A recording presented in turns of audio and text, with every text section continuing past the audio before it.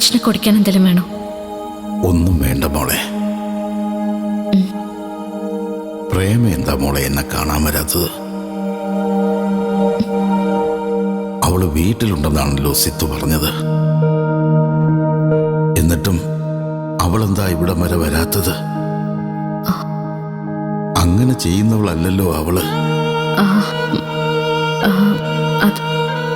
അത് പിന്നെ അച്ഛൻ കുറ്റബോധം കൊണ്ടായിരിക്കും, അല്ലെങ്കിൽ ചിലപ്പോൾ സങ്കടം കൊണ്ടായിരിക്കും. ചന്ദ്രയെ കാണാത്തതിന് എല്ലാരും കൂടി പ്രേമിച്ച് കുറ്റക്കാരിയാക്കാൻ നോക്കിയല്ലോ, അതിന്റെ വിഷമത്തിലായിരിക്കും. അതിന് അവള് തെറ്റുകാരിയല്ലല്ലോ. അത് നമുക്കല്ലേ അറിയൂ അച്ഛ. അന്ന് വീട്ടിൽ വന്ന പോലീസുകാര് മോശമായിട്ടല്ലേ പെരുമാറിയത്. അതവിടെയുള്ള നാട്ടുകാരും കണ്ടിട്ടുണ്ടാവില്ലേ. അതൊക്കെ കൊണ്ടായിരിക്കും പ്രേമിച്ച് വീടിന് പുറത്തിറങ്ങാത്തത്. ആളുകളെ കാണാനൊരു മടി കാണും, അതായിരിക്കും. എനിക്ക് അവൾക്ക് എന്നൊന്ന് വിളിച്ചൂടെ? ഫോണിൽ വിളിക്കുന്നതിന് ബുദ്ധിമുട്ടെന്താ? എനിക്ക് അവളുടെ സംസാരം ഒന്ന് കേൾക്കാൻ തോന്നുന്നു. സിദ്ധു വരട്ടെ അച്ഛ, ഞാൻ വിളിപ്പിക്കാൻ പറയാം. മോളെ, കാണാതായ ചന്ദ്രയെ കിട്ടിയോ? ഇല്ല അച്ഛ, അന്വേഷിക്കുന്നുണ്ട്. ഇതുവരെ ഒരു വിവരം കിട്ടിയിട്ടില്ല. ഒരു കഥയും ഇല്ലാത്ത കുട്ടിയാ അവള്.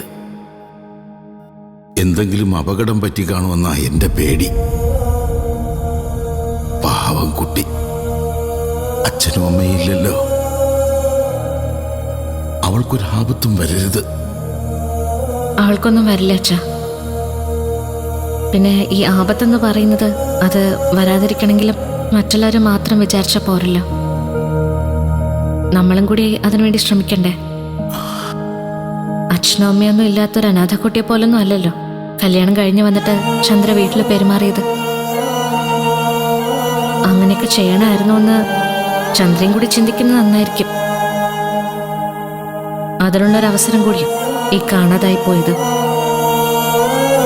വല്ലാത്തൊരു പകയ അവളുടെ ഉള്ളില്. സംശയങ്ങളും ഉണ്ട്. ഇത് രണ്ടും മാറാതെ അവള് നന്നാവില്ല. എന്തായാലും ആപത്തൊന്നും പറ്റിക്കാണില്ലെന്ന് എനിക്ക് ഉറപ്പാ. അത്ര മണ്ടിയൊന്നും അല്ല ചന്ദ്ര. പോയ പോലെ തിരിച്ചു വരും അച്ഛ. മോളോടാ ദേഷ്യം മുഴുവൻ. ഞാൻ തെറ്റൊന്നും ചെയ്തിട്ടില്ലെന്ന് എനിക്ക് നന്നായിട്ടറിയാം. എനിക്കൊന്ന് സംസാരിക്കണമെന്നുണ്ടായിരുന്നു. എന്തായാലും ഇനിയത് വേണ്ട. ഞാനായിട്ട് ഇനി പ്രശ്നം വഷളാക്കുന്നില്ല. അതാ മോളെ നല്ലത്. സ്വയം മനസ്സിലാക്കി മാറുന്നെങ്കിൽ മാറട്ടെ. അതുവരെ കാത്തിരിക്കാം.